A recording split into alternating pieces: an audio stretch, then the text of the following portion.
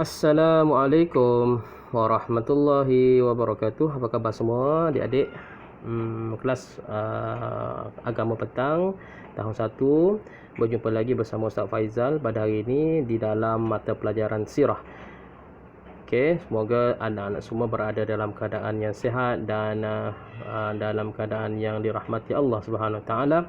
Dan pada hari ini kita akan bincangkan tajuk yang terakhir di dalam buku sirah kita, iaitu kelahiran Nabi Muhammad sallallahu alaihi wasallam. Cuba adik-adik tengok gambar pada muka surat 37 37 di dalam buku teks ni.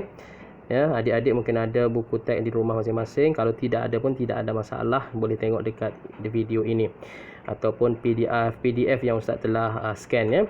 Okey, jom kita baca sama-sama. So di dalam gambar ni ada tengok gambar unta ya. Di dalam gambar unta ada gambar orang pakai jubah ya, ada gambar pokok kurma dan ada gambar rumah-rumah di depan pada pasir lah. Okey, jom kita tengok masa nombor 1 ya. Berita tentang kelahiran Nabi Muhammad sallallahu alaihi wasallam. Jom kita baca sama-sama sallallahu alaihi wasallam.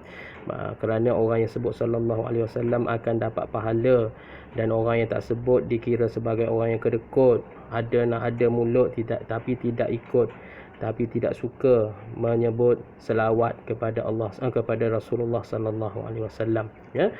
Jadi mana-mana saja yang mendengar orang bercerita tentang Nabi Muhammad sallallahu alaihi wasallam, sama-samalah kita sebut sallallahu alaihi wasallam ya, supaya kita dapat pahala, dan pahala itu boleh digunakan di dalam kubur ya, dan juga di akhirat nanti insya-Allah. Kita baca sekali lagi. Nombor 1, berita tentang kelahiran Nabi Muhammad sallallahu alaihi wasallam terdapat di dalam kitab-kitab terdahulu ya. Kita dapat di dalam kitab apa? Kitab ada berapa kitab yang kita kena percaya? Kitab apa ya? Selain pada Al-Quran, kitab apa? Kitab Taurat ya, kitab Injil ya, kitab Zabur ya, diturunkan kepada nabi-nabi yang sebelum Nabi Muhammad. Okey, dah ada dah ceritanya di dalam kitab-kitab tersebut ya. So apabila lahirnya Nabi Muhammad sallallahu alaihi wasallam, seorang dah tak pelik lah, orang dah tahu dan menunggu-nunggu kelahiran Nabi Muhammad sallallahu alaihi wasallam sebenarnya ya. Yang kedua, ketika mengandungkan Nabi Muhammad sallallahu alaihi wasallam, ibunya yang bernama Aminah bermimpi melihat cahaya terang menerangi istana Busra. Istana Busra di Syam, di negara Syam ada nama istana, ada banyak istana ya. Dan di sana ada nampak ya, ibu Nabi Muhammad ni, Aminah sallallahu alaihi wasallam ni, ternampak cahaya yang terang ya, tanda-tanda kelahiran tu ya. Okey, nombor 3 ialah Nabi Muhammad sallallahu alaihi wasallam, jangan lupa sebut sallallahu alaihi wasallam, dilahirkan sebagai anak yatim kerana bapanya telah meninggal dunia. Minggu lepas kita dah belajar tentang kewafatan ataupun meninggalnya ayah kepada Nabi Muhammad. Siapa nama ayah Nabi Muhammad? Ingat tak? Siapa boleh jawab? Alhamdulillah, namanya ialah Abdullah ya. Abdullah, Nabi Muhammad, ayah kepada Nabi Muhammad yang telah meninggal dunia sebelum kelahiran Nabi Muhammad ya. Okey. Seterusnya, panduan guru. Okey, murid menyebut, yang ini tidak ada masalah. Kita teruskan lagi pada muka surat. Okey, muka surat apa ni? Muka surat yang selepas 37, 38 ya. Okey. Tengok ni ada gambar apa tu? Tengok, mungkin ni adalah gambar Kaabah pada zaman dahulu. Ya. Okey. Okey, minta maaf. Okey, start bersin. Alhamdulillah ya. Okey, nombor 4, Nabi Muhammad sallallahu alaihi wasallam dilahirkan daripada bangsa Arab Quraisy dan keturunan yang mulia. Okey, Nabi Muhammad dilahirkan di dalam bangsa Arab. Orang Arab ni dia ada banyak kabilah ataupun bangsa-bangsa dia. Macam kita pun sekarang ni bangga jadi bangsa Melayu, ada yang bangga jadi bangsa Cina dan sebagainya lah. Okey, di negara Arab pun sama-sama dia ada keturunan ataupun kabilah mereka ya. Nombor 5, Abdul Muttalib. Siapakah Abdul Muttalib? Okey, kita baca dulu. Abdul Muttalib sangat gembira dengan kelahiran Nabi Muhammad sallallahu alaihi wasallam dan membawa baginda ke Kaabah. Kenal tak? Siapakah Abdul Muttalib ni?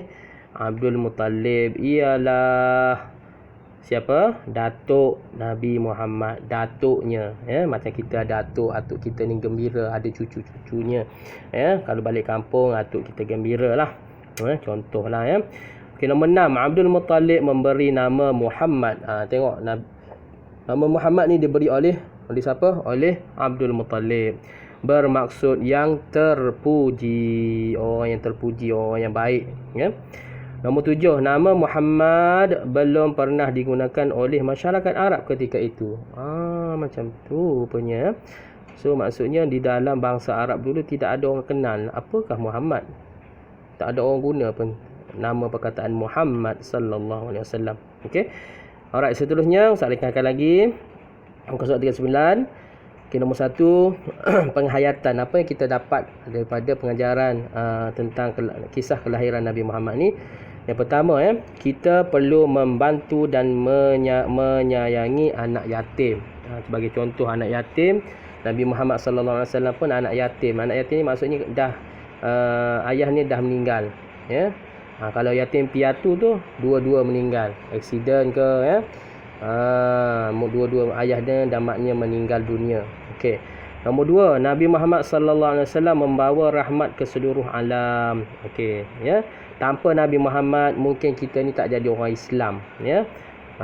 Nauzubillah lah, kita nak jadi orang Islam dan kita nak masuk syurga. Nombor 3, kita digalakkan berpuasa sunat pada setiap hari Isnin. Ada tak buat? Ustaz pun kadang-kadang kantoi, ya. Tak buat ni. InsyaAllah ni kita sama-sama lah. Okey, ya. Nombor 4, mencintai Nabi Muhammad sallallahu alaihi wasallam merupakan syarat kesempurnaan iman. Ya, tak ada orang lain yang kita sayangi, ya.